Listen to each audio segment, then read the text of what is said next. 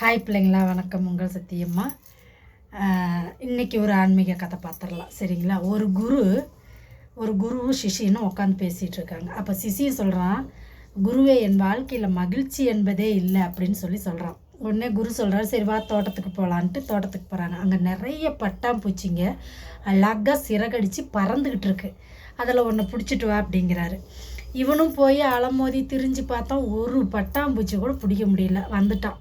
ஒரு பட்டாம்பூச்சி கூட பிடிக்க முடியல குருவே அப்படின்னா. சரி உட்காந்து பேசலாம் உட்காருன்ட்டு அந்த தோட்டத்துலேயே உட்காந்துக்கிட்டாங்க. உட்காந்து அவங்க ஏதோ பேசிகிட்டு இருக்கும்போது அந்த பட்டாம்பூச்சியை பிடிக்க போய் அலைஞ்சி பிடிக்க முடியாத பட்டாம்பூச்சியை அவன் கை மேலே வந்து தானாக உக்காந்துச்சு.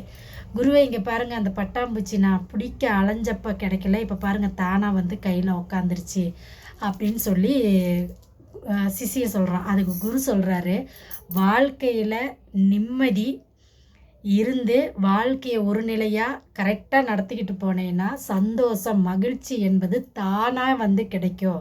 நம்ம அலைஞ்சி தேடி அதை கண்டுபிடிக்க வேண்டியதே கிடையாது. தானாக அமைவது தான் மகிழ்ச்சி. அதை நம்ம தேடி அலைய வேண்டிய அவசியமே கிடையாது. இதுதான் வாழ்க்கை அப்படின்னு சொல்லி குரு சொன்னார். அப்போ தான் சிஷியனுக்கு புரிஞ்சிச்சு, நம்ம தேடி அலைஞ்சி மகிழ்ச்சின்னு தேடி அலையக்கூடாது. நல்ல வாழ்க்கை, மன நிம்மதியோட, ஒழுக்கத்தோட, ஒரு கட்டுப்பாடோடு இருந்தோம்னா அந்த மகிழ்ச்சி என்பது நம்மளை தேடி தானாக வரக்கூடிய விஷயம் அப்படின்னு புரிஞ்சுக்கிட்டான். சரிங்களா? ஓம் சக்தி, அங்காள சக்தி. நல்லதை மட்டும் நினைப்போம், நல்லதே நடக்கும்.